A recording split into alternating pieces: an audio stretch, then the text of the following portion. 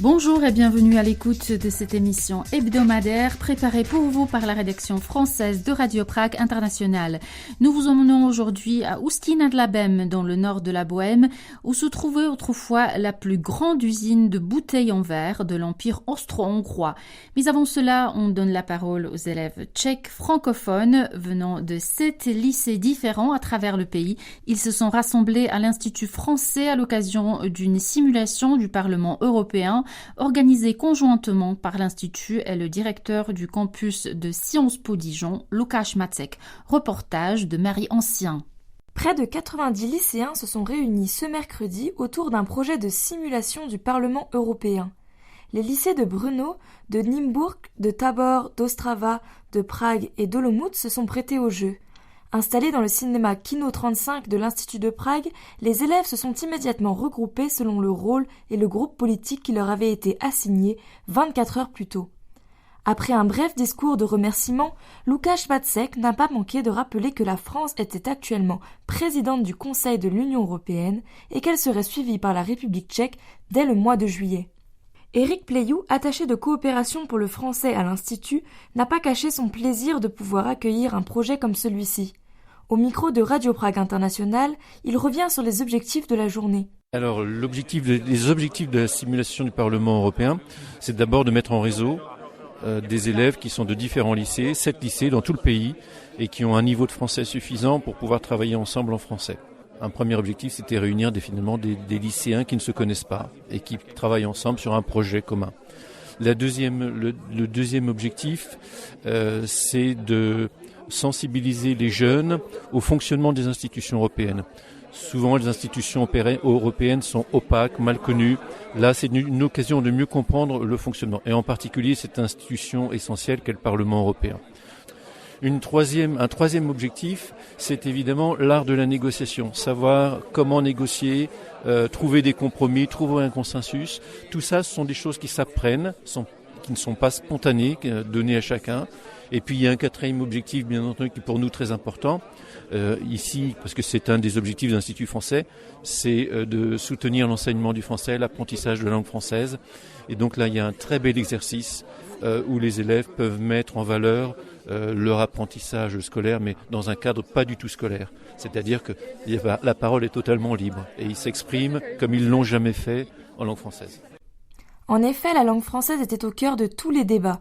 Łukasz Macek a rapidement rappelé qu'en session plénière, les élèves devaient parler français, mais que le tchèque ou d'autres langues n'étaient pas prohibées lors des réunions en petits groupes. L'exercice de prise de parole a débuté dès les premières minutes, puisque la journée a été introduite par une élection pour la présidence du Parlement. 6 candidats se sont alors présentés et ont dû prononcer un discours en se mettant dans la peau de leur personnage, un exercice parfois compliqué par la langue à adopter, le français. Anna Chapounova, candidate pour le Parti social-démocrate, a remporté ces élections après de nombreux débats entre les participants. Je m'appelle Anna Chapounova et je suis députée de la Pologne pour les social-démocrates. Venant de la Pologne, un pays qui a connu surtout au XXe siècle le pire de l'histoire. Plus que personne, je suis consciente de l'importance d'une Europe unie, d'une Europe démocratique et d'une Europe qui dialogue malgré nos différences. Bonjour, je viens de lycée français à Prague et la raison pourquoi je voudrais venir là, c'est parce que moi-même, je voudrais bien poursuivre les études de droit parce que je voudrais bien en futur devenir une ambassadrice de mon pays, de la République tchèque. Donc je pense que c'est une bonne opportunité vraiment voir comment ça marche et qu'est-ce qui se passe là. En ce moment, j'étais élue d'être un président du Parlement européen, donc c'est super. Les professeurs ont été contactés il y a quelques semaines par Łukasz Macek. Ce dernier a alors insisté sur l'aspect ludique de l'événement et n'a donné aucune instruction de préparation et aucun prérequis nécessaire à la participation. On n'a quasiment pas préparé justement session plénière. En fait, ils ont eu un entretien avec nous, ils ont eu un entretien avec Monsieur Macek et voilà, ils ont eu une fiche de rôle juste avant. Ils l'ont eu il y a 24 heures à peu près. Donc ils savent qui ils sont, ils savent quelles appétences politiques ils savent avec qui ils sont proches ou pas. Et par rapport à ça, ils sont censés jouer un rôle. Donc en fait, c'est pas parce qu'ils sont dans un parti qu'ils sont forcément dans ce parti. Donc il y a pas mal de petits jeux à l'intérieur. Et bien entendu, on leur a expliqué quels étaient les partis et comment ça fonctionnait. 15 jours avant, ils ont pu peut-être contacter les membres des groupes politiques, etc., de se connaître, de faire connaissance. Donc je pense qu'ils ont bien communiqué.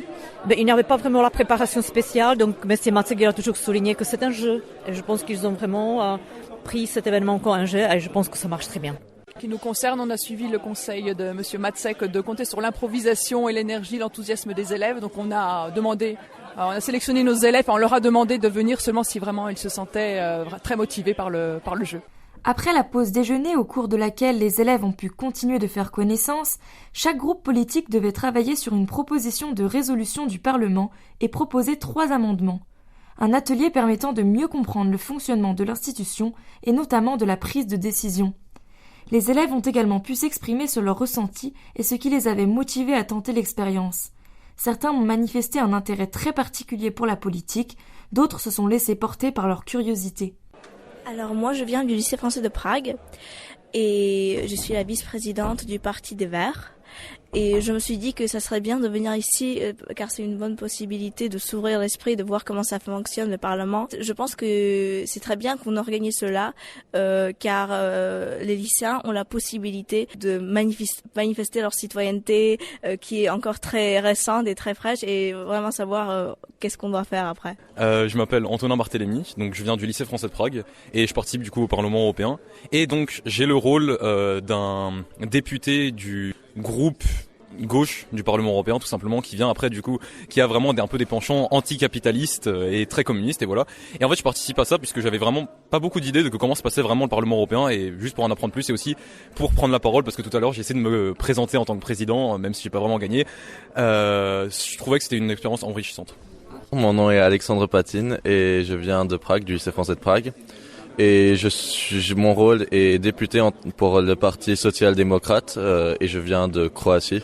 Je m'intéresse à ce projet parce que je suis déjà allé à pas mal des institutions en vrai et je m'intéresse en gros à la politique et à l'Union européenne. Et faire un jeu comme ça où même moi-même je pourrais participer, ça m'a paru vraiment assez incroyable. Je suis un élève de lycée bilingue de Brno, donc j'étudie le français pendant 6 ans.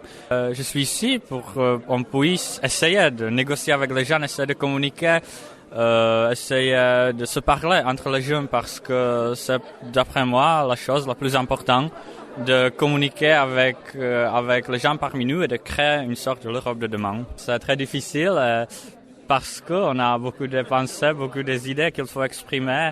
À mon avis, c'est vraiment de formuler tout ça. C'est vraiment difficile de formuler tout ça et de n'oublier rien. Par exemple, à moi, ça m'arrive toujours que j'oublie quelque chose ou je ne dis pas. Mais il faut d'abord s'habituer. Après 5-6 fois qu'on parle devant quelqu'un, ça va aller. Yann participait également ce week-end à un autre rassemblement de lycéens internationaux à Paris dans le cadre du programme Lycée d'Europe, un événement réunissant des jeunes de toute l'Europe autour du thème commun de la citoyenneté européenne. C'est un événement qui s'appelle Lycée d'Europe.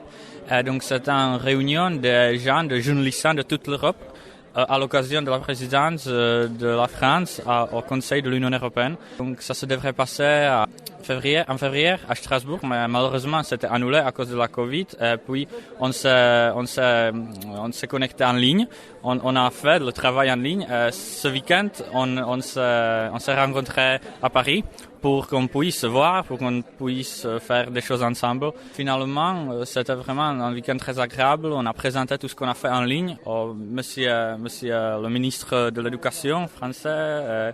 C'était vraiment une expérience très agréable.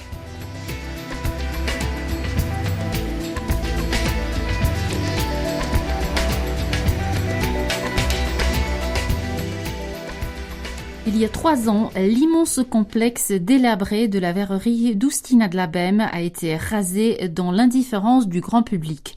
Mais pas du musée de la ville qui consacre actuellement une exposition historique et très esthétique à ce qui était autrefois la plus grande usine de bouteilles en verre de l'Empire austro-hongrois. Anaïs Rimbaud.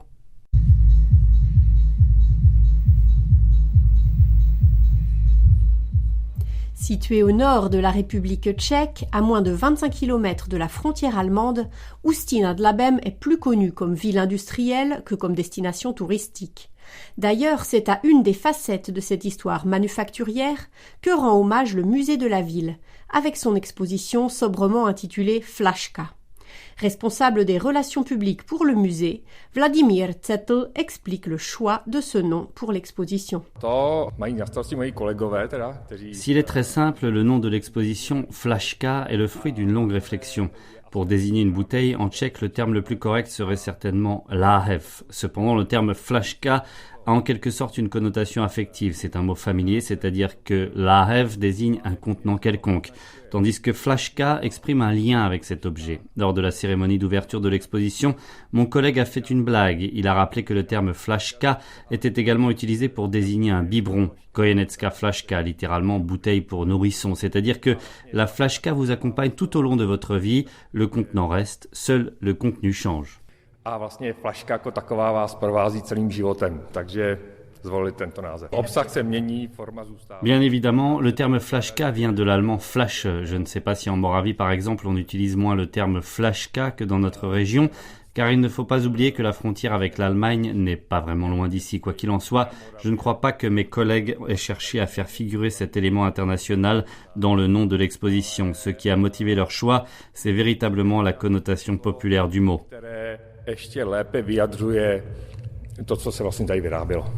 L'exposition s'articule autour de centaines de bouteilles de couleurs, de formes et de tailles très variées.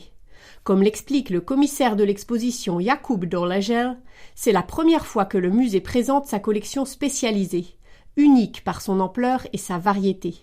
Il s'agit d'une partie des échantillons historiques de la fabrique de bouteilles en verre d'Ústí nad Labem qui ont été confiés au musée dans les années 1970. Par ailleurs, certains des exemplaires exposés ont été sauvés de la destruction par le musée en 2019, juste avant la démolition des locaux de la verrerie. Vladimír Zetl décrit cet ensemble hétéroclite de bouteilles en verre. Accompagné d'une bande sonore, notre exposition vise à recréer l'ambiance industrielle de l'usine de bouteilles en verre d'Ústí. Le visiteur y trouvera une quantité incroyable de bouteilles, de flacons et autres contenants en verre, du flacon industriel le plus minuscule et très mignon aux énormes dames Jeanne, dont certaines mesurent plus d'1 mètre de hauteur, en passant par des bouteilles à usage alimentaire de toutes sortes. L'usine de bouteilles en verre d'Ústí nad Labem a été fondée en 1871 en tant que filiale de la société de production chimique et métallurgique voisine, qui avait un besoin important de Dame Jeanne et autres bonbonnes en verre pour l'exportation d'acides et autres produits chimiques agressifs. Pour cette raison, les bouteilles et contenants en verre exposés sont principalement des verres de laboratoire. Cependant, on y trouve également des bouteilles à usage alimentaire, et notamment une vieille bouteille de Becherovka, immédiatement reconnaissable, car comme le fait remarquer Vladimír Zetl, le fabricant de la liqueur aux plantes de Karlovy Vary est l'une des rares entreprises à ne jamais avoir modifié ni la recette de son produit, ni sa présentation.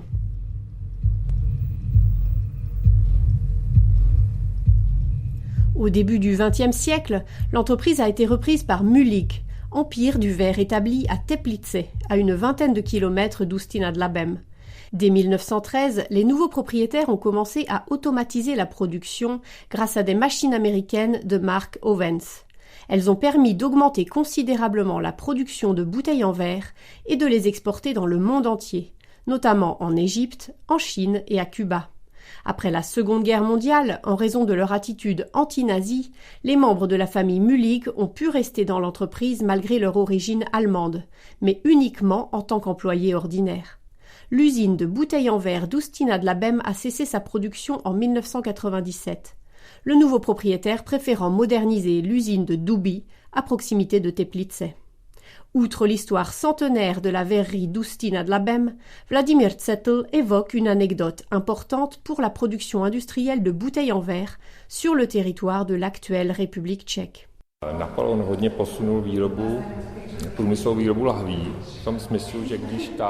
Napoléon a fait énormément progresser la production industrielle de bouteilles en verre, parce que lorsqu'il marchait vers l'Est, vers la Russie, en Saxe, il a commandé que soient fabriquées 2 millions de bières en bouteilles. Avec une commande aussi importante, il a fait avancer le besoin de production dans cette région, où la bière était en général tirée directement du fût. Et les bouteilles ont par la suite servi aux soldats pendant toute la campagne, à des fins diverses, pas uniquement pour la bière. C'est-à-dire qu'à l'époque, la bouteille était un contenant aussi important que son contenu, pas comme aujourd'hui où l'on achète puis on la jette après l'avoir vidée sans même réfléchir. Outre les bouteilles exposées, nombreuses et variées, l'exposition présente également la vie des fondateurs de l'entreprise et des ouvriers ordinaires, qui travaillaient souvent dans des conditions assourdissantes. Les visiteurs peuvent d'ailleurs écouter les témoignages de certains d'entre eux. Alors qu'en République tchèque, comme dans le reste du monde occidental, on constate ces dernières années une prise de conscience écologique et une volonté d'éviter les emballages plastiques à la faveur de contenants plus respectueux de la planète, la ville d'Ústí nad Labem ne va-t-elle pas regretter d'avoir laissé fermer son usine de bouteilles en verre? Vladimír Cetl.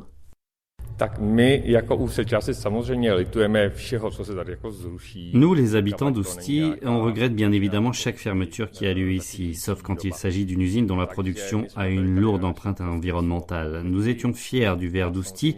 Le fait que l'usine n'existe plus ne nous réjouit pas du tout, bien sûr.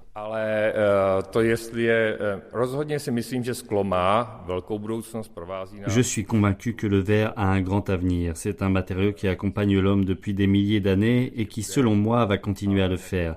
Je ne me risquerai pas à estimer dans quelle mesure il le fera, mais ce qui est certain, c'est que nous, à Ústí, nous avons un rapport très particulier au verre. Ce que le musée d'Ústí nad Labem est parvenu à sauver de l'histoire centenaire de la plus grande usine de bouteilles en verre d'Autriche-Hongrie sera exposé au moins jusqu'en février 2023. L'exposition Flaška marquera ainsi en bonne et due forme l'année internationale du verre. Fidèle à sa vocation de témoignage de l'histoire locale, le musée d'Ústí nad Labem, qui est situé dans les locaux d'une ancienne école, propose également une exposition permanente très intéressante, Naši Němci. Vladimír Cetl. Výstava Naši Němci není v Ústí nad Labem náhodou. L'exposition Naši Němci n'est pas à Ústí nad Labem par hasard, car avant la Seconde Guerre mondiale, la population locale était composée à 90% d'Allemands. Nous sommes le seul musée de Bohême à accorder une telle place à cette partie de notre histoire, à cette minorité importante d'avant-guerre. Notre exposition présente leur histoire et la façon dont cette partie de la société vivait dans notre région jusqu'à la Seconde Guerre mondiale, ou plutôt jusqu'au moment de leur expulsion de Tchécoslovaquie. Ta část společnosti v naší krajině, nebo v našich zemích.